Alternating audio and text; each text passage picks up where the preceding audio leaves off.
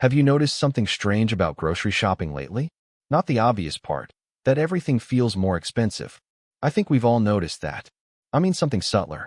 You walk into the store expecting to spend about the same as last week. You grab a loaf of bread, eggs, milk, some fruit, maybe chicken for dinner. Nothing extravagant, just the basics. Then you reach the checkout. The total flashes on the screen, and for a brief moment, you wonder if something scanned twice. It didn't. You simply paid more for the same life. And here's what fascinates me. Most people can tell you that groceries are getting more expensive. Very few people can explain why. We hear different answers all the time. Companies are greedy. Global supply chains are broken. Wars. Weather. Politicians. Oil prices. The truth is, all of those things can matter. But they don't explain why, decade after decade. The general trend is that your money quietly buys a little less than it used to. There's an invisible force working in the background. You don't see it when you walk through the supermarket doors. You don't hear about it in everyday conversations. Yet it quietly influences the price of almost everything you eat. Today, I want to show you what that force is, not through complicated economics, but by following the journey of something incredibly ordinary. A loaf of bread.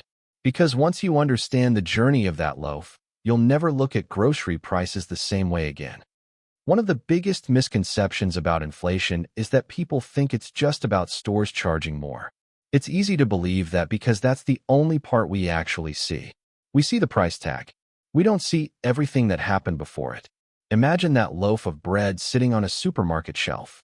To you, it's just one product. To the economy, it's the final chapter of a very long story. That story began months earlier on a farm. Before a single seed was planted, the farmer had already spent money on fertilizer, fuel, machinery, insurance, land, and labor. If diesel becomes more expensive, operating tractors costs more. If fertilizer prices rise, growing wheat becomes more expensive. If workers need higher wages because their own living costs have increased, that's another expense added to the process. Already, the bread has become more expensive to produce, and it hasn't even left the farm. Then the wheat is harvested. It travels hundreds, sometimes thousands, of miles before becoming flour. Every truck uses fuel. Every driver earns a wage. Every warehouse pays electricity bills. Every machine requires maintenance. Then the flour reaches a bakery. The bakery isn't just paying for ingredients. It's paying rent, utility bills, equipment, cleaning supplies, packaging, employees, insurance. By the time that loaf finally arrives at your local grocery store, dozens of businesses have contributed to its price. And every one of them has faced rising costs somewhere along the way. So when you pay an extra dollar for bread, you're rarely paying for just the bread. You're paying for an entire network of rising expenses that most of us never think about. But that raises an even bigger question.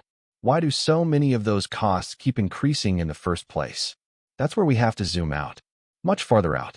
Imagine the entire economy as one giant system. Farmers sell wheat to mills.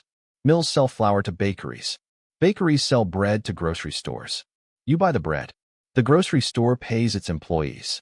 Those employees buy groceries too. Money is constantly moving in circles. Now imagine something changes. Suppose there's suddenly more money circulating throughout the economy, but the amount of food being produced hasn't increased very much. More money is now chasing roughly the same amount of goods. Think of it like an auction. If 10 people are bidding on one painting, the final price might be reasonable. If 50 people with bigger budgets are bidding on that exact same painting, the price usually goes up. The painting didn't become more valuable overnight. The competition did. Something similar can happen across an economy. When more money competes for the same goods and services, prices tend to rise over time. That's one reason inflation exists. Not the only reason, but an important one. Now, this is where people often hear the phrase money printing and immediately picture giant machines endlessly producing stacks of cash. Reality is much less dramatic. In modern economies, increasing the money supply often happens digitally through the banking system and central bank policies.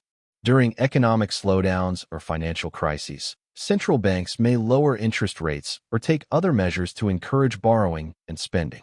Governments may also increase spending to support households and businesses. These actions aren't designed to make groceries more expensive. They're usually intended to prevent something worse. Imagine a severe recession. Businesses are closing. People are losing jobs. Consumers stop spending because they're afraid. Without intervention, that downward spiral can feed on itself. So policymakers sometimes try to keep money flowing through the economy. The goal is stability. But every decision comes with trade-offs. If more money enters the economy while production struggles to keep up, or if supply chains are disrupted at the same time, you can end up with more demand than supply. And when demand grows faster than supply, prices usually respond. That's exactly what happened in many countries after the pandemic. Factories slowed down. Shipping became more difficult. Demand recovered faster than production. Governments introduced emergency support programs. Central banks kept borrowing costs low for a time to support economic activity. Each of those decisions made sense in its own context.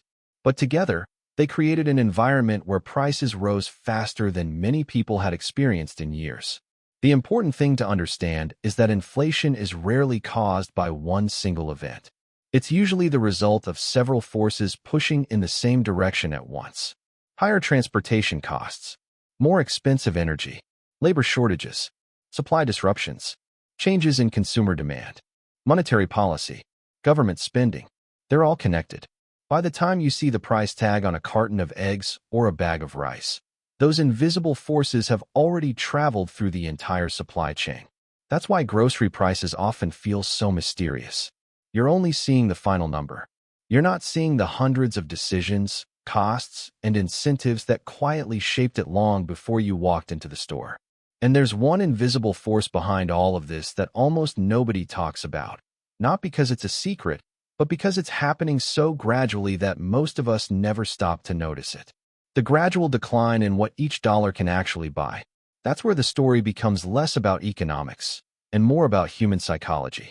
The strange thing about inflation is that it doesn't just change prices. It changes how we think. Most of us don't wake up one morning feeling like our money has lost value. It happens so gradually that our brains barely notice it. Psychologists have a name for something called money illusion. It's our tendency to focus on the number on our paycheck or in our bank account instead of what that money can actually buy. Imagine your employer gives you a 5% raise. At first, that feels like progress. And in many ways, it is. But if the cost of groceries, rent, insurance, and transportation has risen by 6 or 7% over the same period, your paycheck is larger while your purchasing power is actually smaller. Both statements can be true at the same time. That's why so many people say, "I'm earning more than I ever have," but it still feels harder to get ahead. They're not imagining it. They're experiencing the difference between earning more money and having more buying power. And groceries are one of the first places where we notice that difference. Unlike a new phone or a vacation, food isn't something you can postpone forever. You have to buy it. Every week. Every month. So even small increases become impossible to ignore. Maybe you switch from your favorite cereal to the store brand. Maybe you buy fewer snacks. Maybe fresh berries become an occasional treat instead of something that always ends up in the shopping cart. None of these decisions feel dramatic on their own, but together, they quietly reshape your lifestyle. What's interesting is that inflation doesn't just affect consumers. It affects businesses in almost the same psychological way. If a bakery expects flour prices to rise next month, it may increase prices today to avoid falling behind. If a grocery store believes transportation costs will keep climbing, it may negotiate higher prices in advance. If employees expect the cost of living to keep rising, they'll naturally ask for higher wages. Those higher wages become another cost for businesses. Businesses adjust prices again. Consumers respond by spending differently. And the cycle continues. It's not a conspiracy. It's millions of ordinary people making reasonable decisions based on the information they have. That's what makes inflation so fascinating. No single person controls it. It's an enormous web of individual choices interacting with one another. Now, here's another question people often ask. If inflation slows down, why don't grocery prices go back to what they used to be? The answer is surprisingly simple. Slower inflation doesn't mean prices are falling. It simply means they're rising more slowly. Imagine you're driving at 70 miles an hour. Then you slow down to 30. You're still moving forward, just not as quickly. Inflation works much the same way. If inflation falls from 8% to 3%, that's good news because prices are increasing at a slower pace. But it doesn't usually mean your groceries become cheaper. For prices to consistently move downward across the economy, you would need widespread deflation. And while that might sound appealing, prolonged deflation can create its own serious economic problems because people delay spending, businesses earn less revenue, and investment slows. So in most healthy economies, the goal isn't zero inflation. It's low, stable inflation that allows households and businesses to plan with greater confidence. That may not make the checkout line feel any better, but it helps explain why the old prices rarely come back. And once you understand that, something important changes. You stop waiting for the economy to return to the way it was. Instead, you start thinking about how to adapt.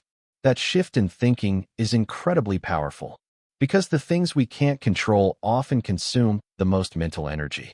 We can't control global shipping routes. We can't control central bank policy. We can't control droughts, fuel prices, or international conflicts. But we can control how we respond. And strangely enough, that's where financial peace often begins. Not by predicting the future, but by accepting that uncertainty has always been part of the system. Think about the families who seem remarkably calm about money. They aren't calm because prices never rise. They're calm because they've built habits that give them flexibility. They leave room in their budget for surprises. They avoid stretching every dollar to its absolute limit. They understand that an emergency fund isn't just money in a savings account. It's emotional breathing room. It means a higher grocery bill doesn't immediately become a crisis. The same idea applies to investing. People often think investing is about chasing the highest possible returns. In reality, long-term investing is one of the ways people try to stay ahead of inflation over many years. Cash is useful for today's needs, but over long periods, inflation gradually reduces what idle cash can buy. That's one reason many people choose diversified investments for long-term goals, to help preserve purchasing power over time while accepting that markets rise and fall.